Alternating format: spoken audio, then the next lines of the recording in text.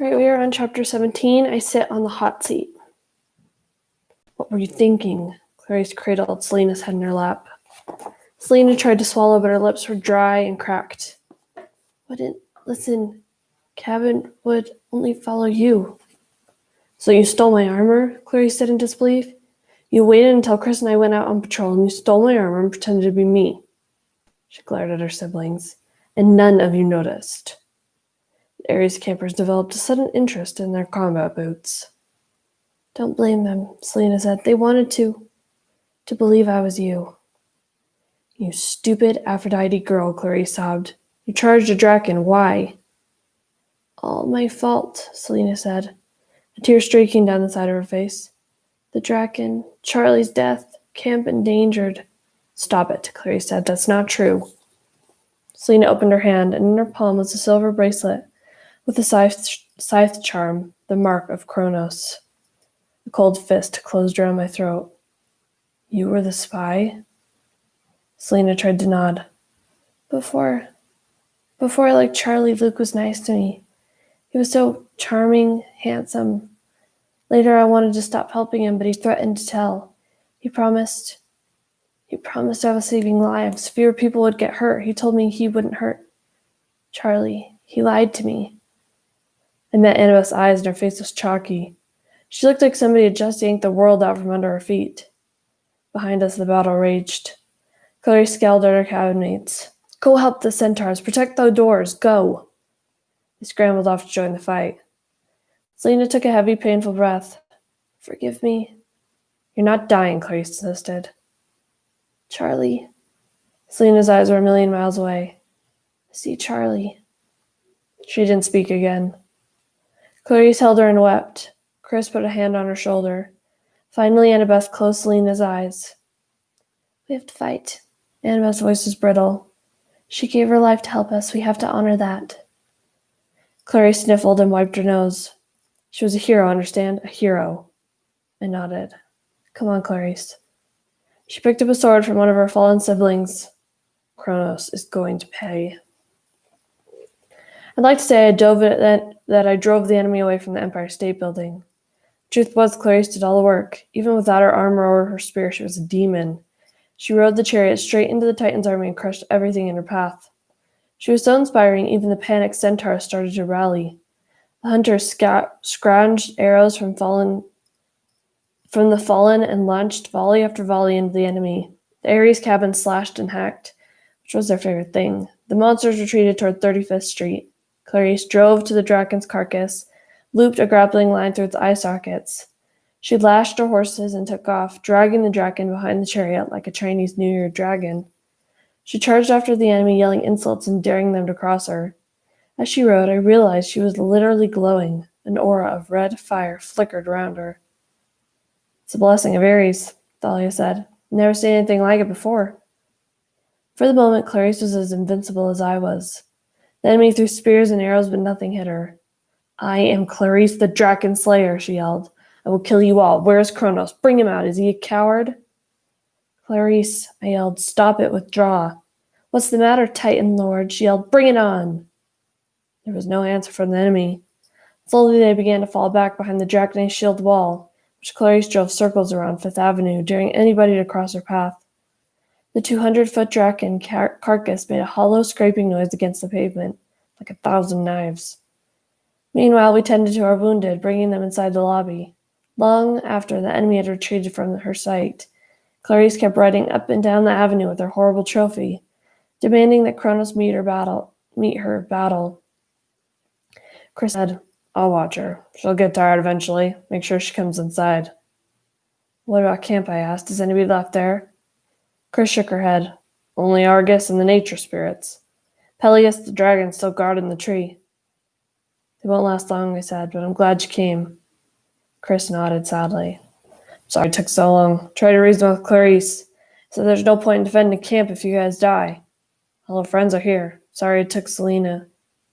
My hunters will help you stand guard, Thalia said. Annabeth, Percy, you should go to Olympus. I have a feeling they'll need you up there to set up the final defense. The doorman had disappeared from the lobby. His book was face down on his desk and the chair was empty. The rest of the lobby, however, was jam-packed with wounded campers, hunters, and satyrs.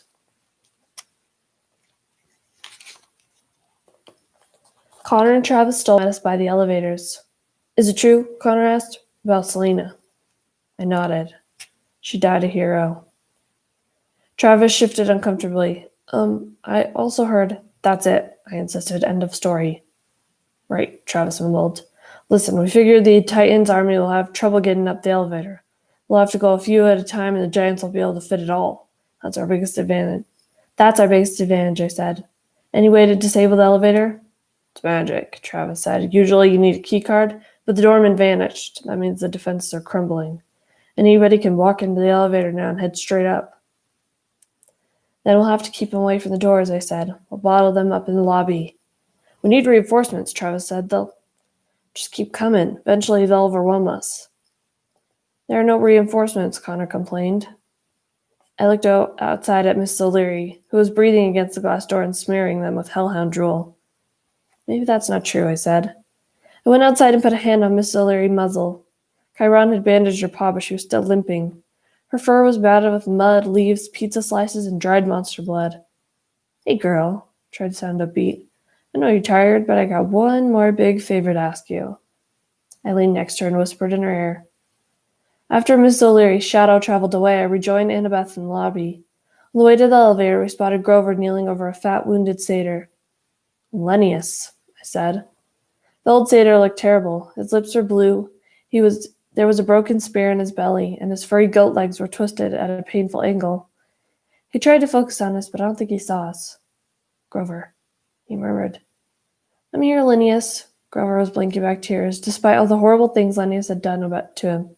Did we win? Yes, Grover lied. Thanks to you, Linnaeus, we drove the enemy away. Told you, the old satyr mumbled. True leader, true. He closed his eyes for the last time. Grover gulped, put his hand on Linnaeus's forehead, and spoke an ancient blessing. The old satyr's body melted until all that was left was a tiny sapling and a pile of fresh soil.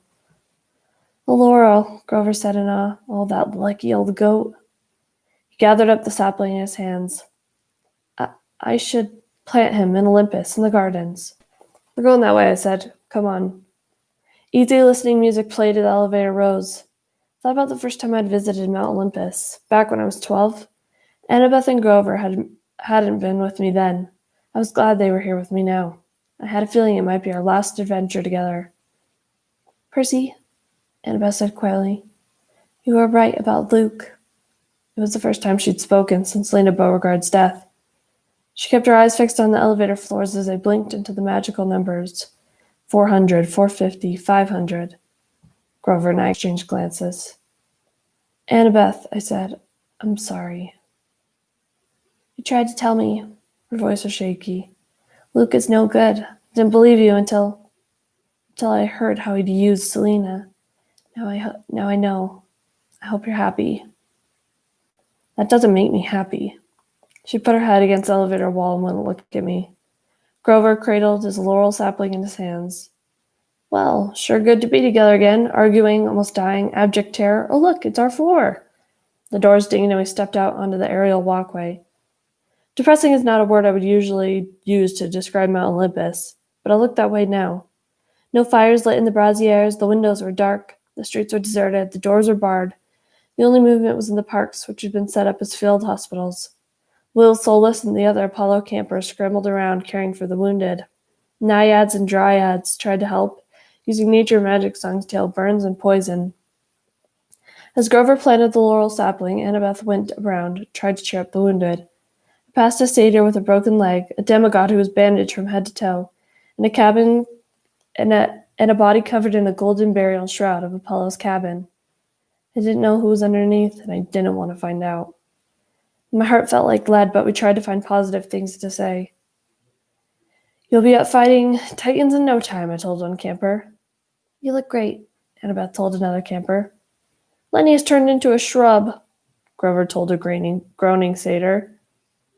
I found Dionysus' son Pollux propped up against a tree. He had a broken arm, but otherwise he was okay. I could still fight with the other hand, he said, gritting his teeth. No, I said, you've done enough. I want you to stay here and help with the wounded. But promise me to stay safe, I said. Okay? Personal favor. He frowned uncertainly, it wasn't like we were good friends or anything. But I wasn't going to tell him it was a request from his dad.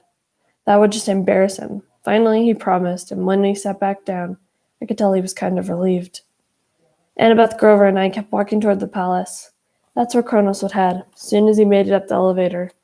And I had no doubt he would, one way or another. He would destroy the throne room, the center of the gods' power. The bronze doors creaked open. Our footsteps echoed on the marble floor. The constellations twinkled coldly on the ceiling of the great hall. The hearth was down to a dull red glow. Hestia, in the form of a little girl in brown robes, hunched at its edge, shivering. Ophiutarus swam sadly in his sphere of water. He let out a half-hearted moo when he saw me. In the firelight, the thrones cast evil-looking shadows like grasping hands. Standing on the foot of Zeus's throne, looking up at the stars, was Rachel Elizabeth there. She was holding a Greek ceramic vase. Rachel, I said, what are you doing with that? She focused on me as if she were coming out of a dream. I found it. It's Pandora's jar, isn't it? Her eyes were brighter than usual, and she had a bad flashback of moldy sandwiches and burned cookies. Please put down the jar, I said. I could see hope inside it. Rachel ran her fingers over the ceramic designs. It's so fragile. Rachel? My voice seemed to bring her back to reality. She held out the jar and I took it. The clay felt cold as ice. Grover, Annabeth mumbled, let's scout around the palace. Maybe we can find some extra Greek fire or Phaedrus traps. But, Annabeth elbowed him. Right, he yelped. I love traps. She dragged him out of the throne room. Over by the fire, Hestia was huddled in her robes, rocking back and forth. Come on, I told Rachel. I want you to meet someone. We sat next to the goddess. Lady Hestia, I said. Hello, Percy Jackson, the goddess murmured. It's getting colder, harder to keep the fire going. I know, I said. The Titans are near. Hestia focused on Rachel. Hello, my dear. You've come to our hearth at last. Rachel blinked. You've been expecting me? Hestia held out her hands and coals glowed. I saw images in the fire. My mother, Paul, and I eating Thanksgiving dinner at the kitchen table. My friends and me roasting around the campfire at Camp Half-Blood, singing songs and roasting marshmallows. Rachel and me driving along the beach in Paul's Prius. I didn't know if Rachel saw the same images, but the tension was out of her shoulders. The warmth of the fire seemed to spread across her face. To claim your place at the hearth, Hestia told him, you must let go of your distractions. It is the only way you'll survive. Rachel nodded. I understand. Wait, I said, what is she talking about? Rachel took a shaky breath. Percy, when you came here, I thought I was coming for you, but I wasn't. You and me. She shook her head. Wait, now I'm a distraction? Is this because I'm not the hero or whatever? I'm not sure I can put it into words, she said. I was drawn to you because you opened the door to all of this. She gestured at the throne room. I needed to understand my true sight, but you and me, that wasn't part of it. Our fates aren't intertwined. I think you've always known that deep down. I stared at her. Maybe I wasn't the brightest guy in the world when it came to girls, but I was pretty sure Rachel had just dumped me, which was lame considering we'd never even been together. So what? I said. Thanks for bringing me to Olympus, Sia, is that what you're saying? Rachel started the fire. Percy Jackson, Hestia said. Rachel has told you all she can. Her moment is coming, but your decision approaches even more rapidly. Are you prepared? I wanted to complain that no, I wasn't even close to prepared. I looked at Pandora's jar for the first time. I had an urge to open it. Hope seemed pretty useless to me right now, so my friends were dead.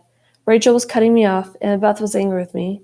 My parents were asleep in the streets, somewhere, while a monster army surrounded the building. Olympus was on the verge of falling, and I'd seen so many cruel things the gods had done. Zeus destroying Maria D'Angelo, Hades cursing the last oracle, Hermes turning his back on Luke even when he knew his son would become evil. Surrender, Prometheus' voice whispered in my ear. Otherwise, your home will be destroyed and your precious camp will burn. Then I looked at Hestia. Her red eyes glowed warmly, and I remembered the images I'd seen in her hearth. Friends, family, everyone I cared about. I remembered something Chris Rodriguez had said. There's no point in defending camp if you guys die. All our friends are here. And Nico, standing at his father, Hades.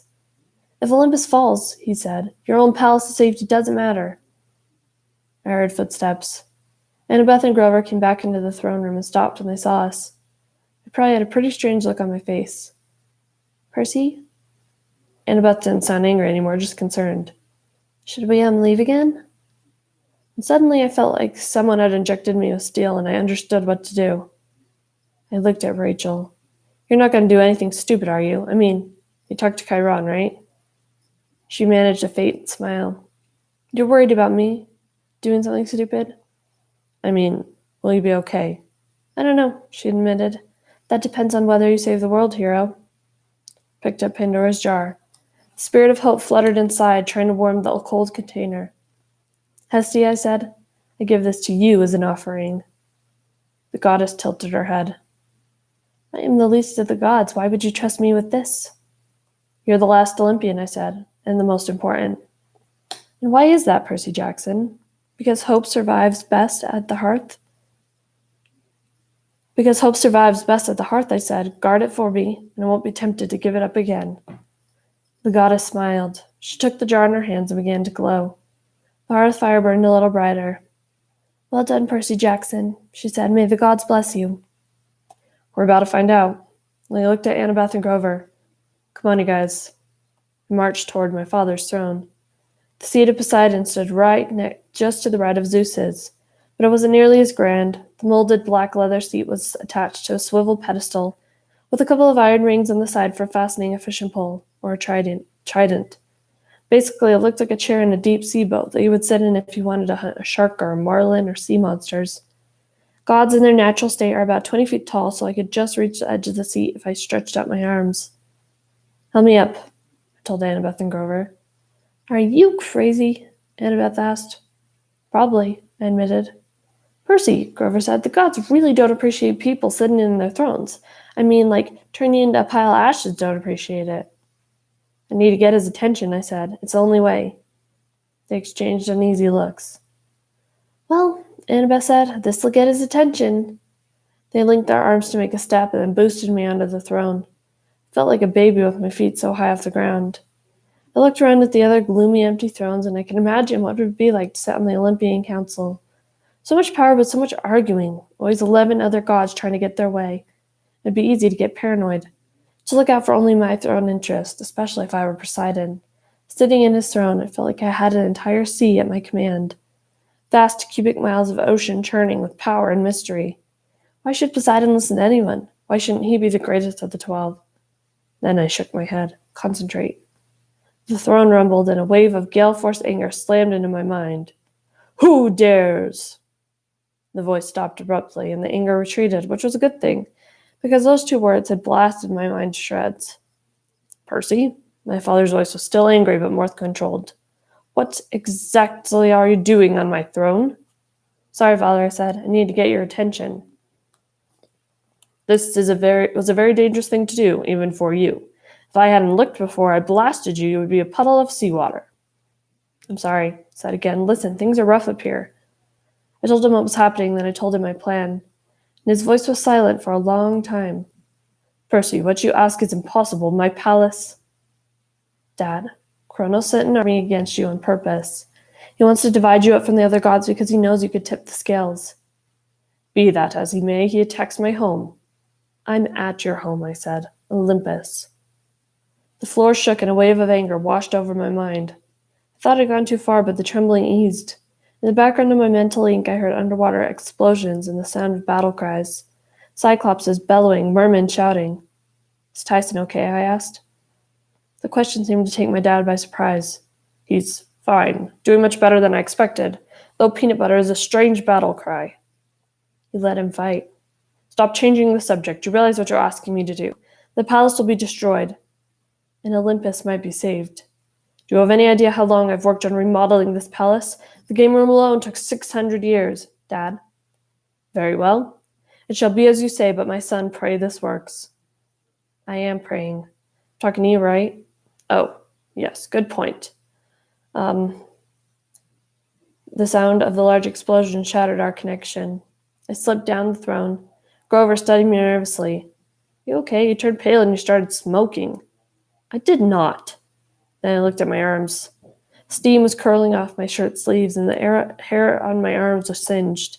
If you'd sat there any longer, Annabeth said, you would have spontaneously combusted. Hope the conversation was worth it?